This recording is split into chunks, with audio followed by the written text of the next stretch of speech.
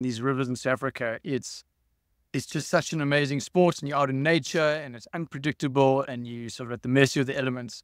And my paddling partner, in one of the early years of the Attila, he went across and he raced it, and he came back from Sweden and he said, hear me out. It sounds a bit wacky.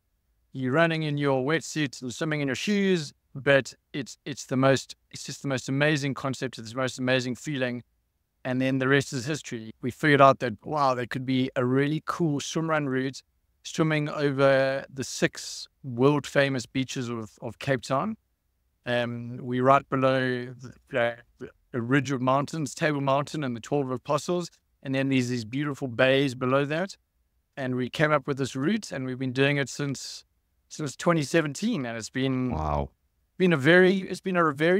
it's challenging, but it's been an unbelievably rewarding experience putting this on.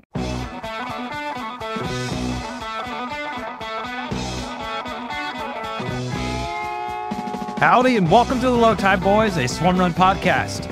I'm Chip. And I'm a Maine Lobster. And this is episode 252 of the show. Happy Halloween, everybody. We've got a great show for everyone this week. Joining us from Cape Town, South Africa is Rich McMartin, founder of Torpedo Swimrun and host of the first swimrun in Africa. The edition of the swimrun is taking place on November 30th. We got all the details about the coolest/coldest race in Africa. This was a great conversation, and it's just more proof that the international swimmer movement is alive and well. I was just going to say, it's alive and kicking. Yeah. So Hasn't been boiled yet. It hasn't been boiled yet. Unlike Chris, he's looking a bit boiled. And if you're wondering what we're talking about and you've yet to subscribe or check us out on YouTube, I think we've created a compelling event for you to head on over there and check it out. We have adorned swimrun related costumes that are related to some of our favorite races on the U.S. circuit. I am your swimrun sheriff, Chip, from Tilla, Austin. Well, we'll be at this weekend racing in Pace Bend Park. That's right. Chris is a lobster. I'm a Maine Lobster. And he's my Maine Lobster, and he is the Maine Lobster for the... Yeah, am I allowed to touch those? Or is that going to mess with your sensories? Okay. Let's get on with the show. Let's get on. All right, Chipper, how about a training/your knee update? Training/knee update. So everyone's been asking again. Thank you so much for everyone that's reaching out, inquiring about how the knee's going.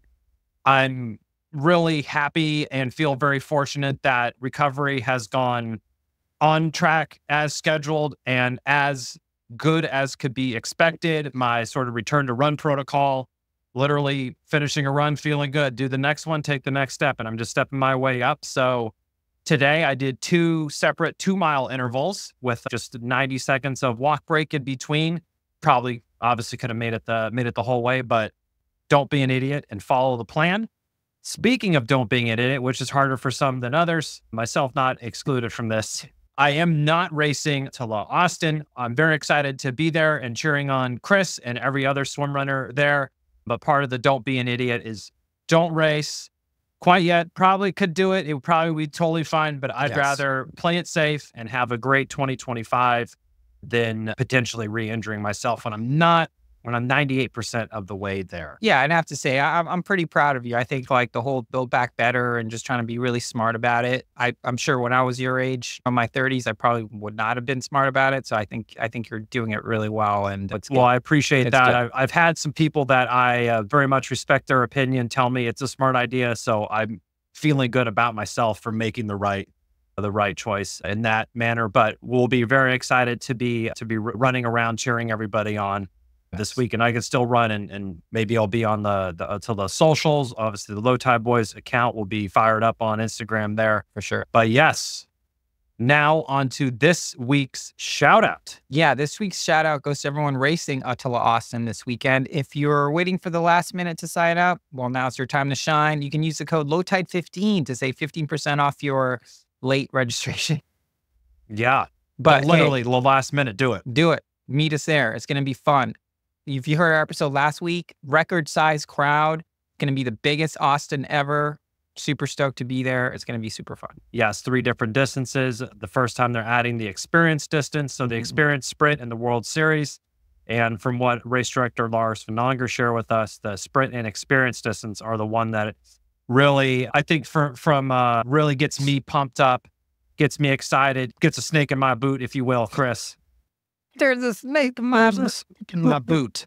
To me, I feel like the sprint experience races are the ones where people are like, ooh, the swimmer thing looks pretty cool. I'm interested, but I don't want to take the big leap for a World Series. Totally understand. This is a great opportunity to dip a toe or paddle or pull buoy into those waters. So we'll see you there on Sunday. Cool. Now on to this week's Feats of Endurance. So this week's winner goes out to swimrunner and friend of the show, Jonathan Pascal, for completing the Ironman World Championship in Kona over the weekend. That's a good enough reason to win Feats of Endurance right there. But Jonathan has quite an amazing story to share. We're going to highlight a little bit of that here. So in 2022, he was diagnosed with a rare and incurable form of cancer and has never stopped fighting. Fast forward to 2 years later, he was able to train and compete for one of the hardest triathlons on the planet. This is the Ironman World Championship in Kona on Hawaii. Just a brutal and grueling and a hot course. So we really feel the inspiration from that. So Jonathan, good on you for getting out there and never giving up the fight. Jonathan is really something to behold. I love following him on Instagram and on Strava. Yeah, we first met him at Catalina in 2020. Yeah, he did the swim run in Catalina there. He also has been like hosting his own backyard style races over the last few years, obviously training and all this time, the big FU to cancer as well. So we're in your corner, Jonathan, but major congrats on the Ironman World Championship. Yeah. So make sure you sign up for Strava, head on over, search Low Tide Boys and join the many hundreds of members that we have over there in the Strava Club. For sure. Now we're going to torpedo our way over to this conversation with Rich of Torpedo Swimrun. Yeah, it was really great to chat with Rich McMartin. We really hit it off even before we started recording. There was many times we had to be like, okay, just got to stop talking, dude. We got to save this for the show. I got slow down, partner. Yeah, slow your horses. Yeah, we really hit it off and chatted about all sorts of things, including his Rockman experience, what it was like to hang out with Michael Lamel and on Utah, of all places. And of course, we spoke at length about the Torpedo Swimrun, which is taking place, as we mentioned, sort of a month from now in Cape Town, South Africa. So super cool conversation. Rich was great. Really enjoyed this combo that we have. Yeah, you can really feel his passion for swimrun and just he gets it. It immediately clicked with him once one of his partners came back from racing Attila, the World Championship, and was like, hold on, I got this crazy, I saw this crazy thing. We need to figure out how to do this in Africa. And sure enough, they made it happen. Yeah, down there. Just a great conversation. The vibes were high, the energy very high on this episode for Torpedo. If you're looking for a warm air temperature race, this would be a great one for the southern hemisphere, folks. It's a good one. But the water temp, brisk. A little chilly, to say the least. Too cold for this cowboy. Okay, we're done. Perfect for me. I just can't do boiling water. Yeah, boiling. And again, if you're still clueless, you got to head over to YouTube just to get a look at the ridiculous. I think this is about as ridiculous as we get, Chris. Is that? Yeah. Yeah. Well, I have to say, I feel like you inspired all this. I put the trap down and you kind of just crawled into the cave. I stuck my boot right into it. Without any further ado, we'll kick over to Rich. Have a great time, everyone, racing to Austin this weekend, and we'll see you there. Over and out.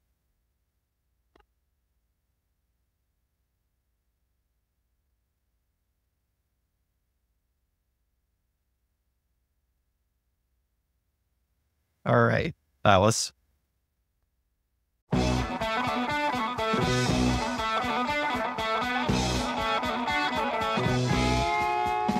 All right, joining us from South Africa, Rich McMartin, race director for Torpedo Swimrun. Welcome to the show. So good to be here. Good to finally be on your podcast. I love watching you guys. Well, it's great to have Appreciate you. We've reached out. We've gotten requests. You know, someone who did your race last year, Bill, and Chrissy, team Mr. and Mrs. B. They were like, you have to get Rich on the show. It's like, it's such a great race, so crazy. So, we're all about featuring sort of the international swimmer movement. It's hit basically every continent except Antarctica at this point, I think. This year's race takes place on November 30th. So we're releasing this basically a month out from the event.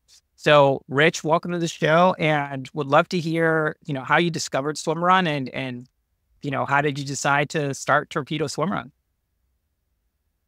So I come from a paddling background. I've been paddling my whole life. I started as a teenager, and the adventure of paddling in these rivers in South Africa, it's just such an amazing sport, and you're out in nature and it's unpredictable and you sort of at the mercy of the elements. And my paddling partner, in one of the early years of the Attila, he went across and he raced it, and he came back from Sweden and he said, hear me out. I mean, you guys know the deal. It sounds a bit wacky. You're running in your wetsuits and swimming in your shoes, but it's just the most amazing concept. It's the most amazing feeling. And then the rest is history.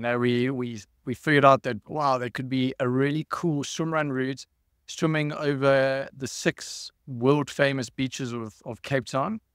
We're right below the ridge of mountains, Table Mountain and the 12 Apostles. And then there's these beautiful bays below that. And we came up with this route, and we've been doing it since 2017. And it's been, it's challenging, but it's been an unbelievably rewarding experience putting this on.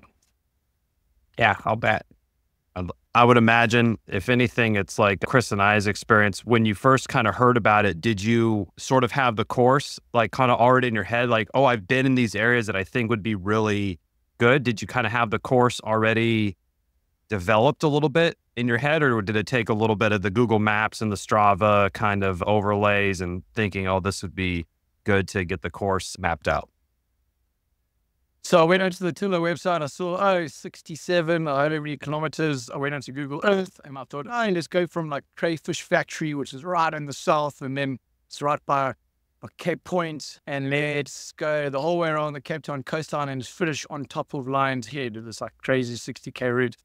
And wow. we set off one day, myself and a buddy, and we were like 20Ks in, and we were like, well, there's no point doing this. No one's going to finish it. I mean, the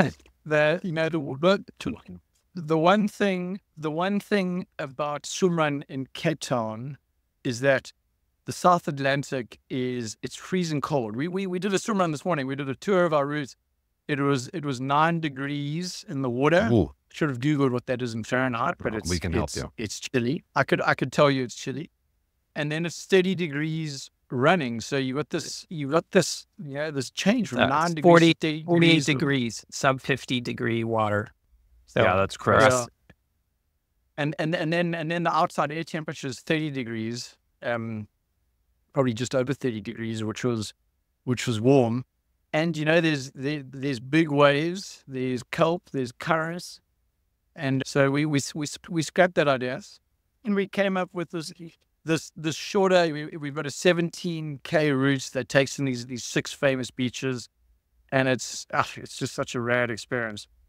So everyone we've talked about, who we've talked about this race, has loved it, and it's been a great experience. And as I was doing the research for this interview, you're doing a couple things which I just love, and it's something that we're always talking about people should do. Is sort of, how do you reduce the barrier to entry for people to get into the sport? I mean, you just mentioned that you do these tours where you can take people out in a sort of supportive environment, but you also have like packages to basically help people get to South Africa, and includes lodging, so you kind of help with the logistics of it. Was that obviously that was intentional, but what was sort of the thought process behind kind of reducing the barrier to entry?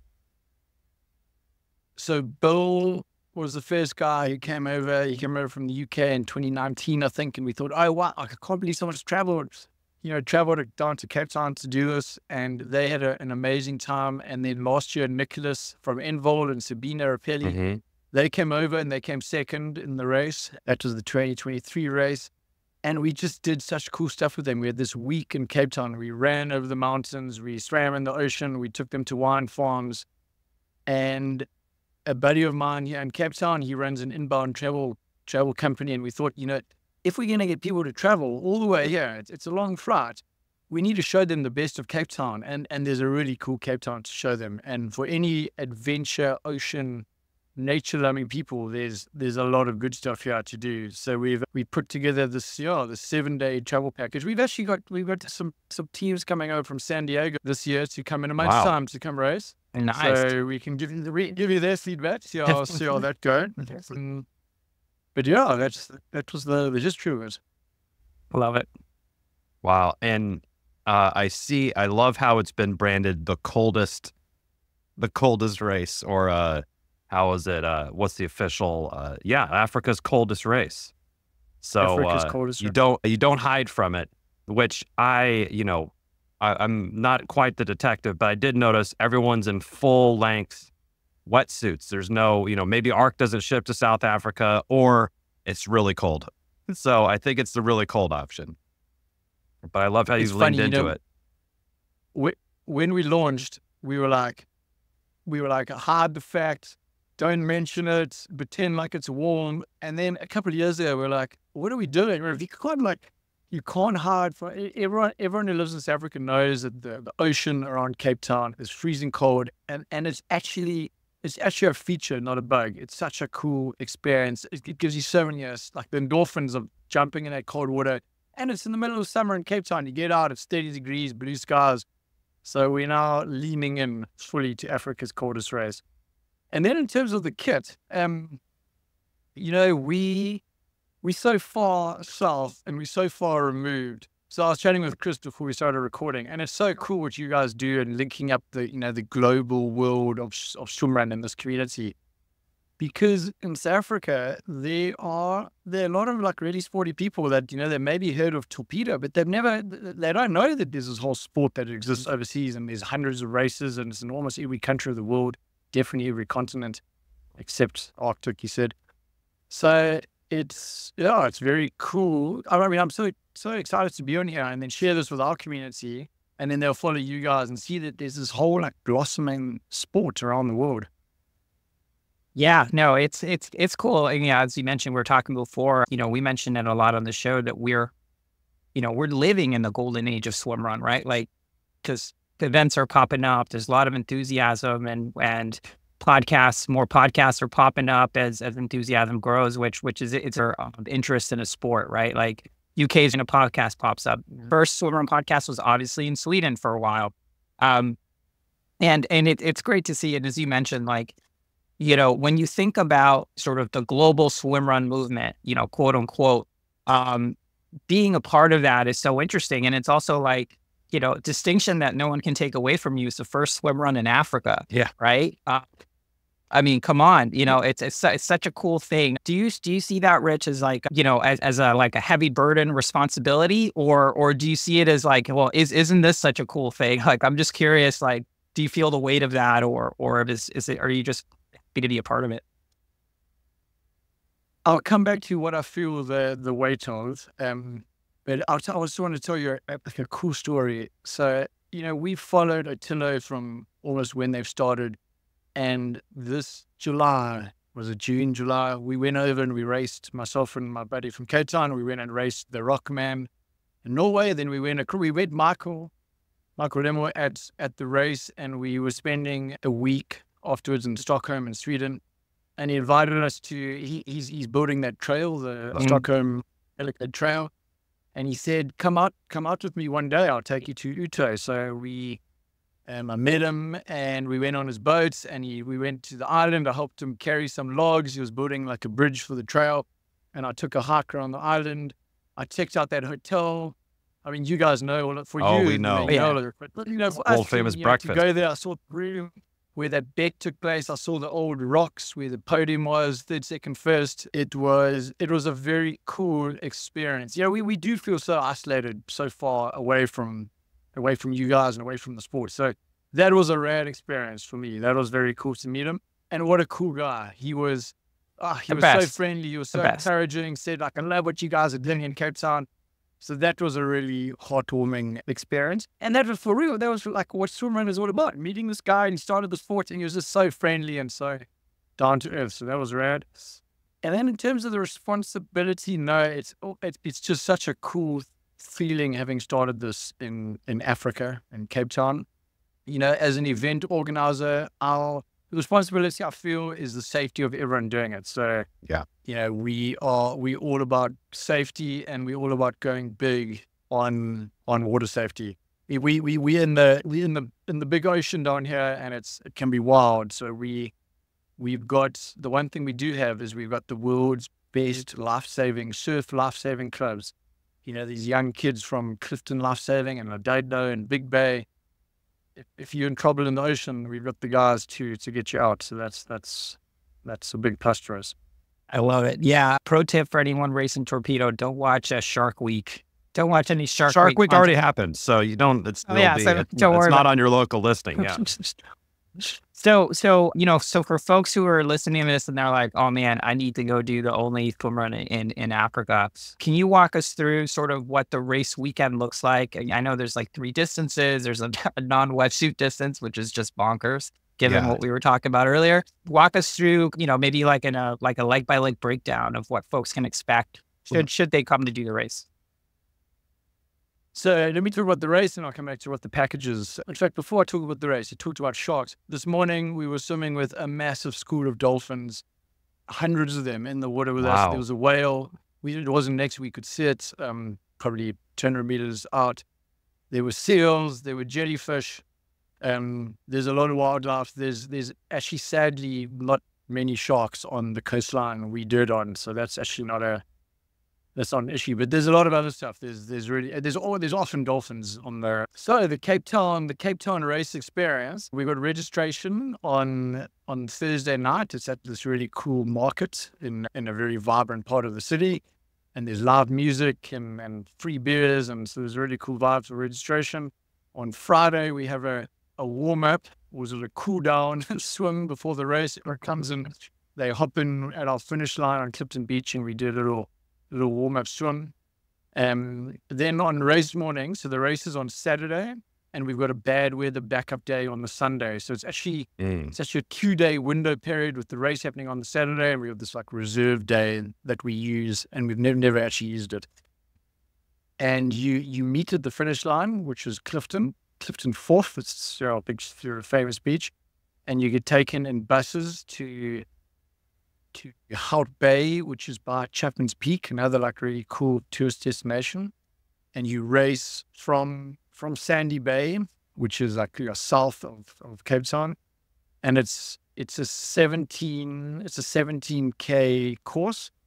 There's about like 3.5 Ks of swimming, 13.5 Ks of running, and that's split into 6 swims and 6 runs. The longest swim is about 1.5 Ks, and it's in this bay called Oudekraal, and it's part of the South African National Parks. It's like a marine preserved water stretch. You got Tall Apostles Mountain towering at 1,000 meters, like right on your right hand shoulder. It's really special. And you take on these 6 swims, and you finish back where you started, where you jumped on the bus at Clifton Fourth. And then that night, there's generally an after party. So last year we went to Ladano Life-Saving. They have a live band, and we had a really cool party on the beach, which was like our second swim. So it's on the beach where we do the second swim. Ladano is a world famous surf spot. So there's really big waves there. So that's like in fact, I don't know if this happens anywhere else, but that's the only swim that is optional. You can run around the swim, and then you get held on the beach in a 10 minutes penalty box if you run around. And that's just because the waves are gnarly. There's big waves. It's a very so there's a very good right-hander, left-hander surf break there. So that's the race, and then there's a half course. There's a 7K half course to get people into the sport, and then there is a category for the real nutcases. I don't know how they do it. I've never done it. I think it's bad form being an organizer and never having done it. But I don't know how you're losing credibility. You feel like I have to hang my head in shame, but I don't think I'll finish it. It's I think there's only 8 people that have finished it, and my name is not one has 8. And And then the experience for the international travel package is longer. So it's 6 days, 7 days, 6 nights in Cape Town. Wow. We collect you from the airport. We take you to your hotel. There's a couple of different like cost options on hotels. There's dinners. There's runs across in Cape Point Nature Reserve. There's hikes up Table Mountain. There's a tour of the route. There's a wine farm experience on the Sunday after the race. There's all this like cool stuff. It's the best of Cape Town in like a 6-day, 7-day sort of package. Yeah, So if you're gonna go down there, might as well make it a vacation. That's the thing, you know. If you're coming all the way here, it's a long flight. We need to give you guys a good time, and I'll tell you, it's a good time, man. I mean, picking you up from the airport, that's first class service. I don't think you're gonna beat that. Yeah, I think by the end of this, it's not Africa's coldest race. It's going to be Africa's coolest race. You know, you might need to change that a little bit, you know, official Low Tide Boys designation here. So that sounds like an amazing experience. You know, so you've been doing this race for a while. How have you seen sort of growth? Are you know, let's talk a little bit more about sort of like the swimrun community in South Africa. Is it expanding? Kind of what are your thoughts on how the sport is growing down there? Because we're so far removed, it's, you know, we you say swimrun's in the golden era globally. We even more in the golden era down here because we like renegades doing our own thing down here. I mean, you'll see the footage. I'll share the footage with you guys. You can include it, you know, maybe include a couple of clips in the video, but most people are in surfing wetsuits. There's a lot of surfers, a lot of lifesavers. You know, quite a few people that are into triathlon, they come in their triathlon wetsuits. There's only, you know, so let's say we have 300 people doing the Cape Town race. There are 10, 15 swimrun suits out of that 300. Wow. And everyone else is in their diving suit, their surfing suit, their life-saving suits. So it's very much for the enjoyment of it. Although I say that there are youngsters. So Nicholas, you know, he was in good shape, and Sabina, she won Attila, she won world champion. She's a world champion. Yeah. They came with their arc, you know, their arc swimrun suits, their arc big hand paddles, their keels. Yeah. Swimrun shoes, and these two 16-year-olds, these Cape Town guys in their surfing wetsuits, no hand paddles, no pool boys. They're trail running tackies. They beat them. So there's some quick youngsters here. Wow. With no equipment, no tow ropes.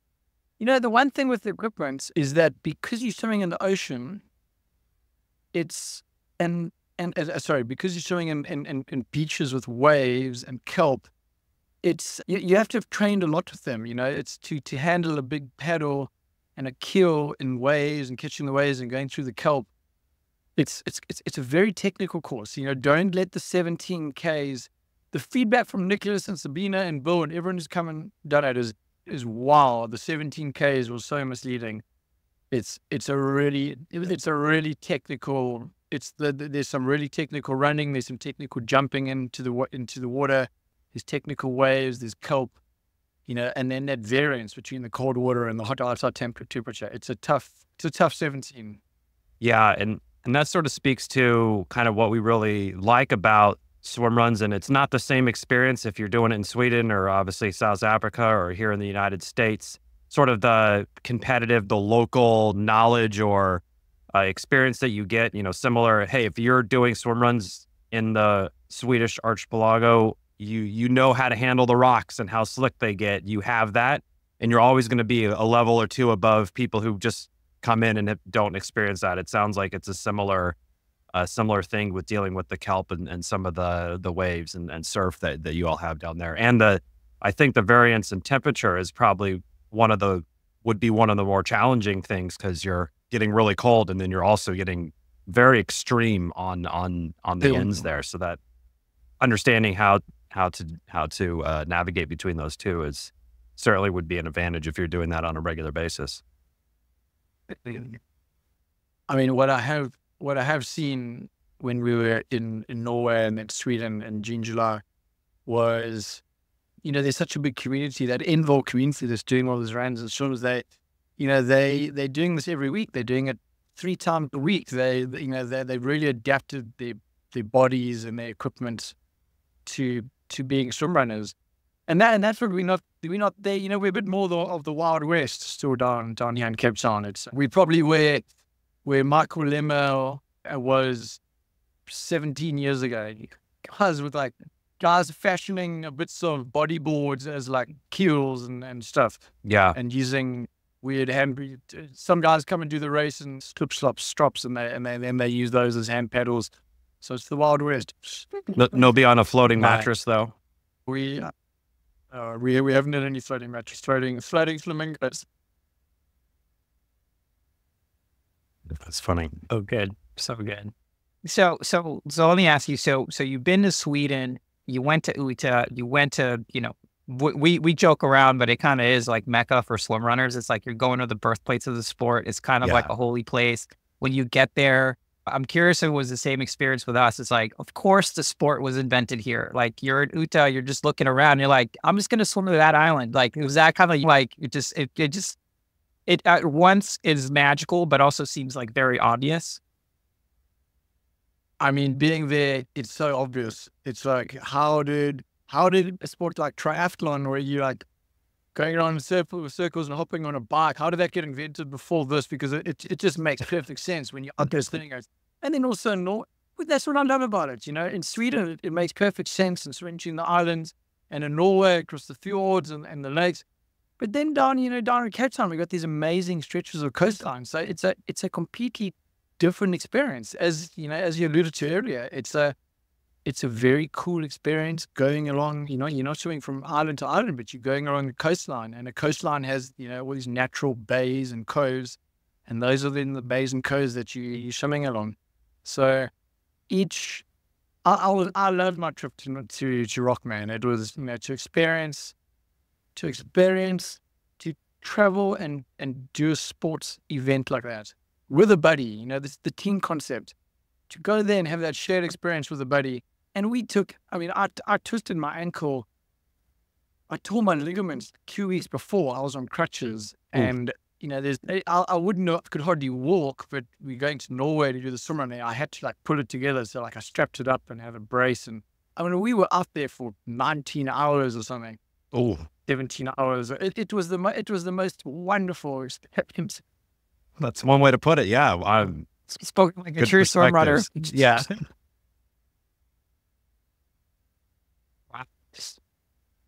That's wild.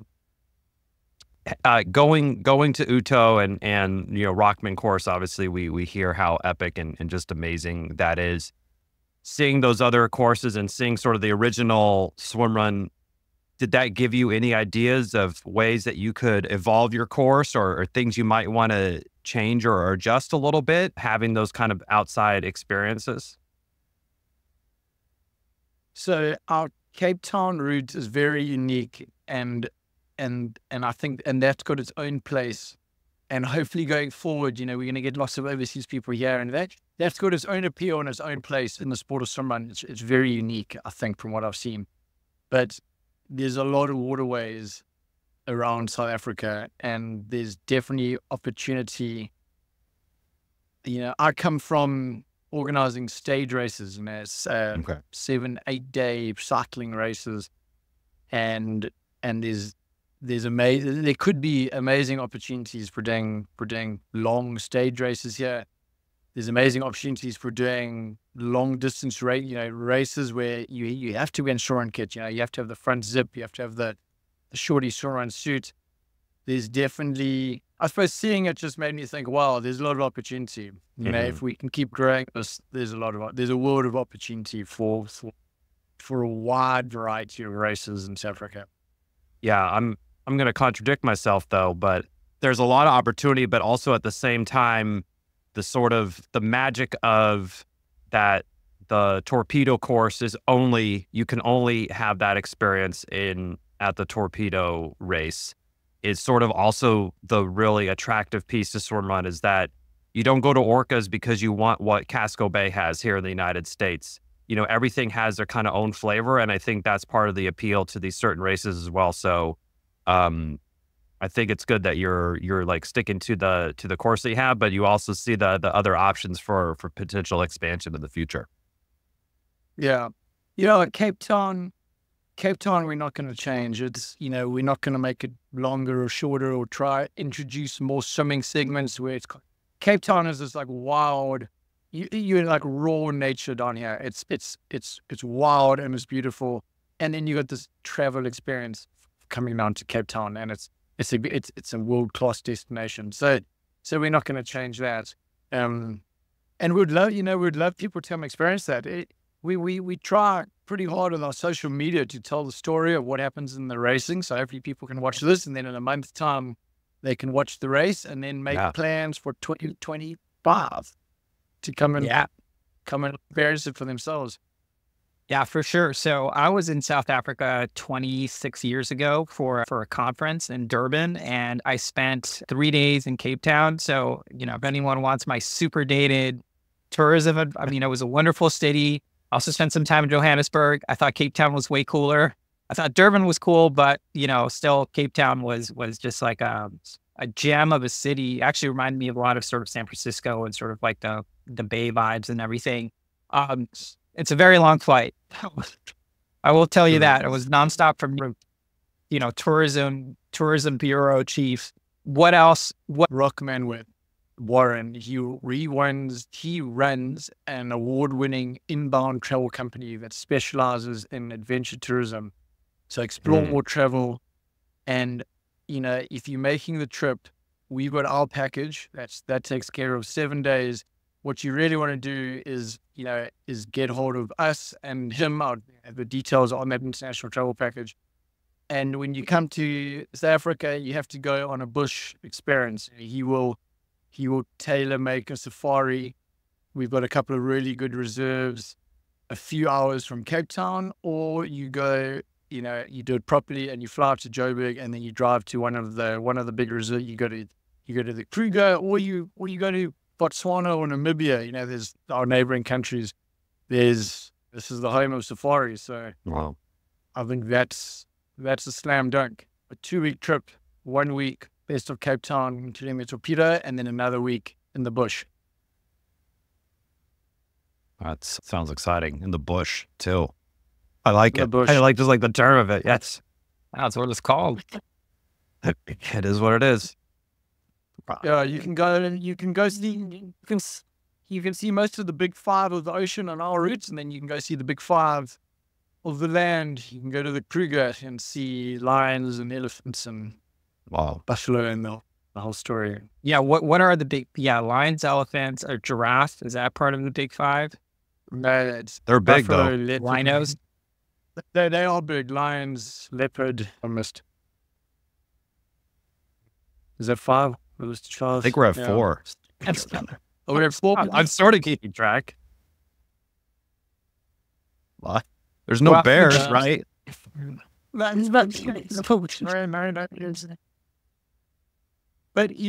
what a lot of people have hesitations. They think of Cape Town or South Africa and they think of sharks. And when we first came up with the route, there's an organization in Cape Town called Shark Spotters, and they at some of the popular beaches on like the other side of the coastline, the Force Bay coastline.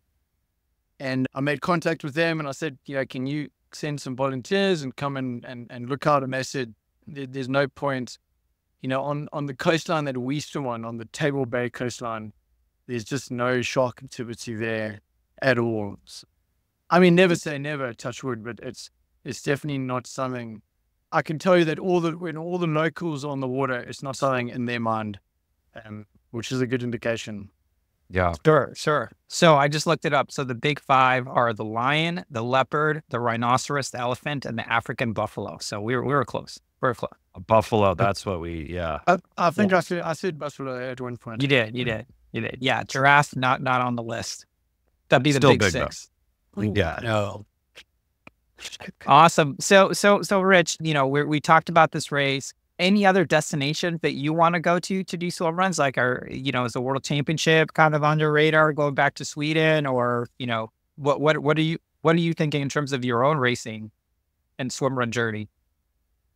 that's the problem. I mean, there's too many things to do. Like I would, there's some of your races in the States. I would love to come out. With social media now, you can get these like really cool insights into all the races around the world. So I'd love to come to the States. I'd love to go to the World Champs. That would be amazing. I mean, it's the race that I'm never going to do, but it's always fascinating. The one water race is something that's always like so interesting to watch. Yeah, there's a lot of races to see. Yeah, it's tough. Yeah, I feel the same way about one water race. It's like, I think it's a great race. Zero interest.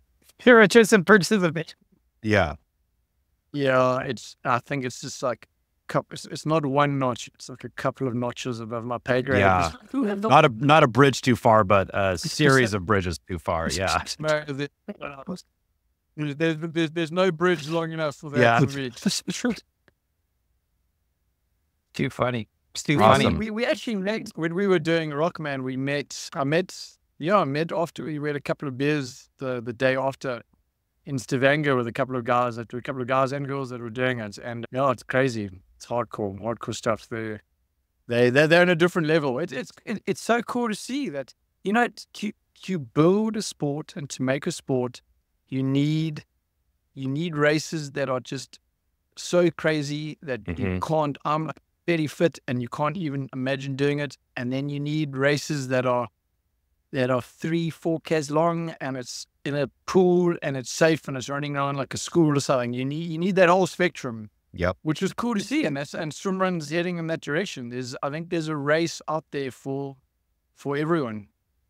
Definitely. And speaking certainly, of that spectrum, go ahead, you Chipper. have a kids race as well on the lineup there. Is that just kind of the local kids getting in there and doing that, or where are you seeing kind of the participation on the kids race? There's this really vibrant nippers. I don't know if you know that word, nippers. It's the young lifesavers. There's this really vibrant like lifesaving and nippers community. There's 5 or 6 clubs around Cape Town, and I mean, kids just love swimrun. They love that. I mean, we love it. For them, it's like next level. That feeling of jumping in, doing a little swim, running, jumping in, doing a little swim. It's the sport's built for them. They love it. So for us, it's at the finish line. It's on the beach. We finish. It's after we finish. The parents join in. It's a free, fun thing to get them all involved, and it's just great fun. Lots of smiles, lots of laughs.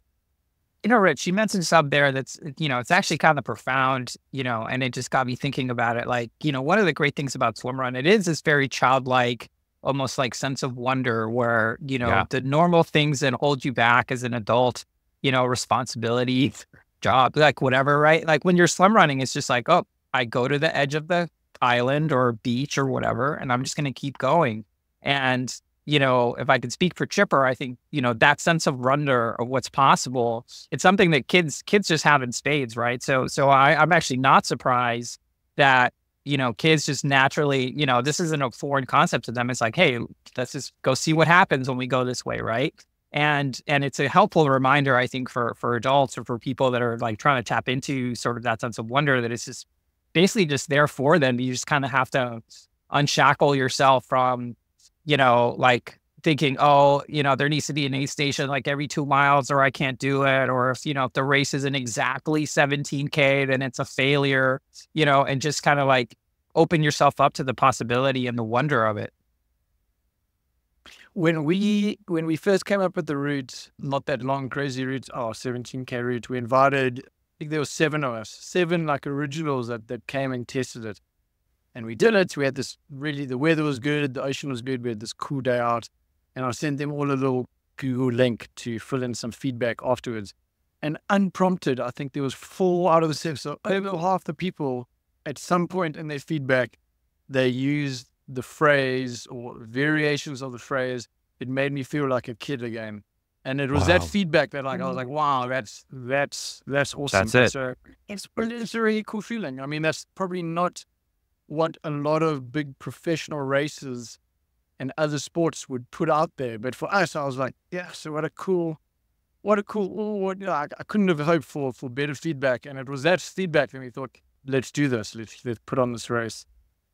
Yeah, Let's I go love for it. that. And anyone with kids, I mean, I know mine, when we go out, we'll go on a hike, and like, it seems like the Warden Trail is where they don't want to go. They're like, oh, let's go up on the side of the mountain. Let's go up around this tree. Let's jump on this rock and then jump over here. So it just makes so much sense that it's such a natural thing, because it's so, yeah, it's unbound and unconstrained, essentially, compared to what folks are normally doing in their day to day, which is highly bound and highly constrained for the most part for most people. Totally. We going down the rabbit hole here, but when I was in Norway with Warren, my buddy, and we were like missioning over those fjords and through those lakes, I remember thinking like, yes, I could just picture the Vikings doing it, and it was, it's like. Did you it's see such a Rockman cool out wild- there? My partner looks like Rockman. He was the most Viking-looking guy at the race. He's covered in tattoos. He's got this long beard. He's got long hair. Plays like a rock band. I was quite proud. Sounds like a Viking, the most yeah. Viking-looking guy to Norway for us. Okay. Well, Rich, we're really excited about this event. Again, I think, you can quote us or you can just take it for yourself. This is Africa's coolest swim run. And Love what coldest. you're doing. And, just love sort of the energy that you're bringing to it. And I think, we were talking about it before air, like, how do we grow this thing? How do we make this thing, not wither? And as of it has to do with people like you, Rich, who are just bringing it to a great trend experience. And from our little corner of the internet, obviously have to commend what you're doing, and, obviously hope the best for Torpedo. Hope that you get events in different parts of South Africa. But yeah, I just wish you the best. If anyone coordination and wants to spend a cool Saturday in the summer in November, can't recommend this race enough. I've got a good feeling I'll be seeing you guys at a race overseas, or I'll be seeing you at a race in Cape Town in the next Oh my goodness. handful of years. Wow. Well, our bucket list, as virtue of this show, is like too long. Bottomless. It's too long. It's too long, but certainly Torpedo is on there. We'll have to get a little bit more hardening with the cold water for sure. But Yeah. But yeah, this race looks awesome. And yeah, I mean, if you have the folks of like Nicholas and Sabina coming down and do it, and, Bill and Chrissy, you're already in really good steed in terms of it being like a, quality event. So wish you the best. And thank you so much for coming on the show. When you come, you can ask Michael Leonard to dust off his 2007 original surfing suit that he did that solo with, and you can come to Cape Town with that. It'll take you back in time to the real golden origins of the sport. Nice. Love it. And guys, thanks so much for having me on. It's been Of course. such a laugh and super fun, and your energy is amazing, and love what you do. And it's been an honor to be on here chatting with you guys.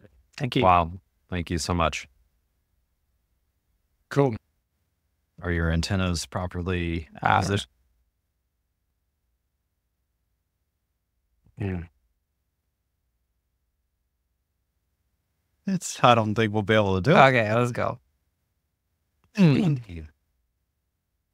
Howdy, and welcome to the Low Tide Boys. What is it? Welcome to Low Tide Boys. I'm Chip.